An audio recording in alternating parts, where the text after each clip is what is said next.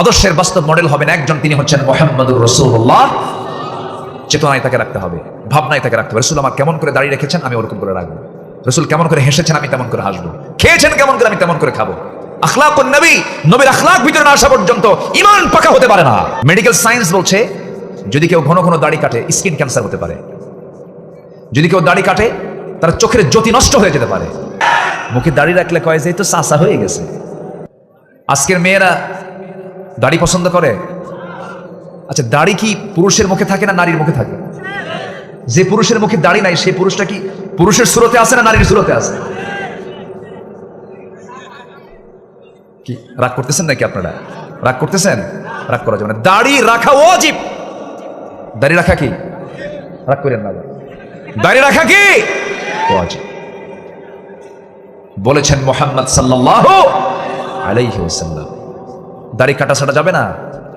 Medical science বলছে যদি কেউ ঘন ঘন দাড়ি কাটে স্কিন ক্যান্সার হতে পারে, যদি কেউ দাড়ি কাটে তার চোখের জ্যোতি নষ্ট হয়ে যেতে পারে। রাসূল তেমনি বলেননি। রাসূলের যে সুন্নাহ সেই সুন্নাহর সাথে বিজ্ঞানের সম্পর্ক আছে না নাই? যেটাই সুন্নাহ সেটাই করলাম, যেটা সুন্নাহ নয় সেটা করলাম না। দাড়ি শুধু এক নবী রাখেন নাই, আদম থেকে নিয়ে আমার রাসূল পর্যন্ত সমস্ত নবীর সুন্নাহ হলো দাড়ি রাখা। আল্লাহু আকবার বলেন। শুধু সুন্নাতুর রাসূল না, সুন্নাতুল আম্বিয়া, সব নবীর সুন্নাহ। দাড়ি রাখবেন না কেন? কি প্রবলেম? দাড়ি রাখতে গিয়ে যদি চাকরি না হয় সেই চাকরি কি করি? জুতা মারি। ওই চাকরি আমার করার দরকার নাই, ঠিক কিনা?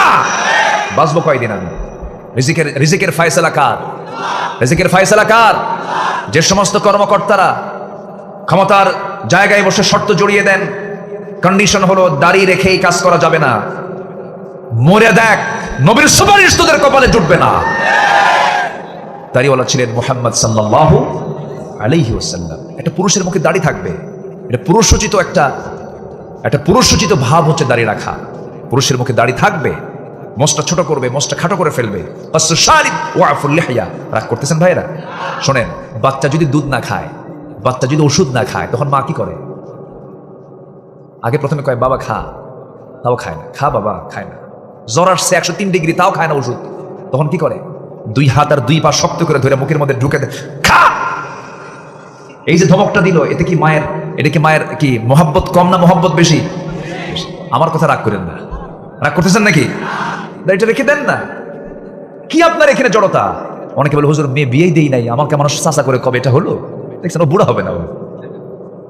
না, আমরা দাড়িওয়ালা হব। জোরে বলি ইনশাআল্লাহ, জোরে বলি ইনশাআল্লাহ। কার মোহাব্বতে? নবীর মোহাব্বতে। কার মোহাব্বতে বলেন তো? নবী আমার দাড়িওয়ালা, আমিও হব দাড়িওয়ালা। কিন্তু আজকের যুবকরা তো এগুলো না। যুবকের মাথার চুলগুলো দেখছেন, দুই দিকে চুল নাই, চুল কাটতে কাটতে সামরা বের করা, পিছনে সামরা বের করা, মাথার উপরে গোল করে দক্ষিণ তালপট্টির দিক মাথার চুল। যখন বলা হয় এটা পাইছো কই, এটা বাটি সাটিং। বাটি। তোমার এটা স্টাইল কোথায় পাইছো? এটা মেসি, লিওনেল মেসি। তুমি কি নেইমার? তুমি কি কুত্তা? আছে না নাই? এগুলো ডিজাইন নয়, এগুলো জাহালাত। আপনার চরিত্রের আদর্শের বাস্তব মডেল হবেন একজন, তিনি হচ্ছেন মুহাম্মদুর রাসূলুল্লাহ।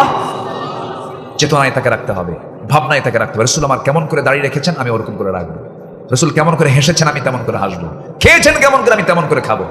আখলাকুন নবী, নবীর আখলাক ভিতরে না আসা পর্যন্ত ঈমান পাকা হতে পারে না।